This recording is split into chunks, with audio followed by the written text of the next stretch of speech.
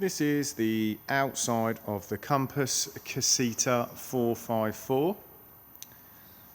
If I firstly move to the gas locker,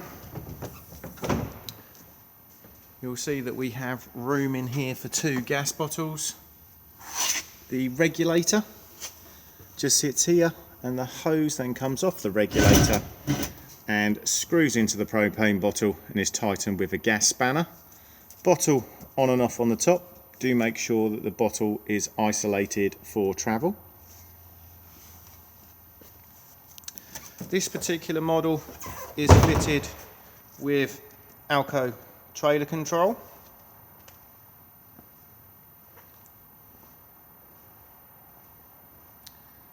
As we come round, we have one of the wind points for the front corner steadies.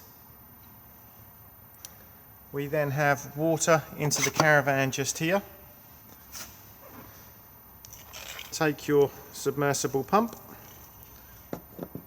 plug it in, and then slide down to lock it into place, and then drop this end into the aqua roll. To remove, slide back up, and then just pull towards you.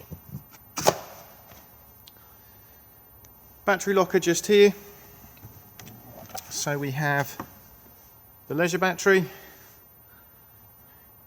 mains hookup just here. Beneath that we have external satellite point and a 12-volt socket, and we also have the location of the motor mover isolator point. Cassette toilet just here. So above is the header tank fill for the flush water for it.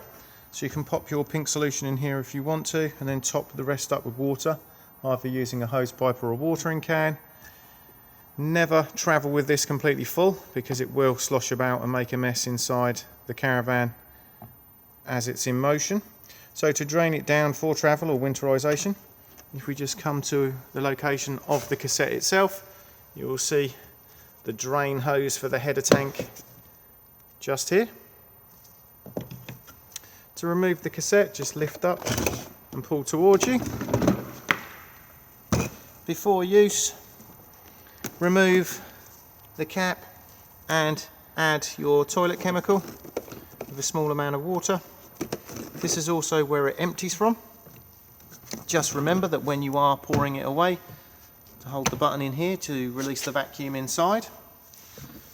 It's also advisable to keep this seal lubricated. Thetford do their own seal lubricant, but any silicone-based lubricant is fine. This is a nice, quick and easy way of giving the cassette a good clean.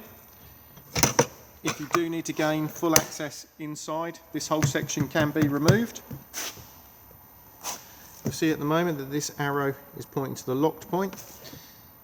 Twist this section until this arrow is here, and then you can remove it. All of these are now on wheels with extendable handles.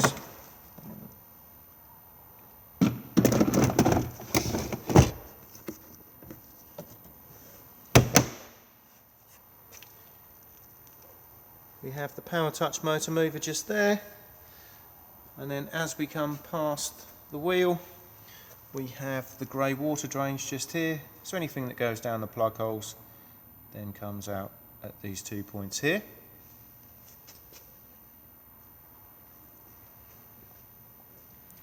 As we move round to the rear, we have one of the wind points for the rear corner steadies.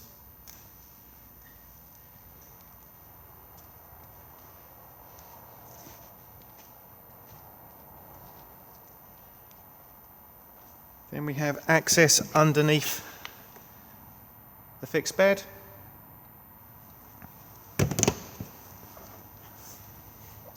Spare wheel just sits in the cage just underneath.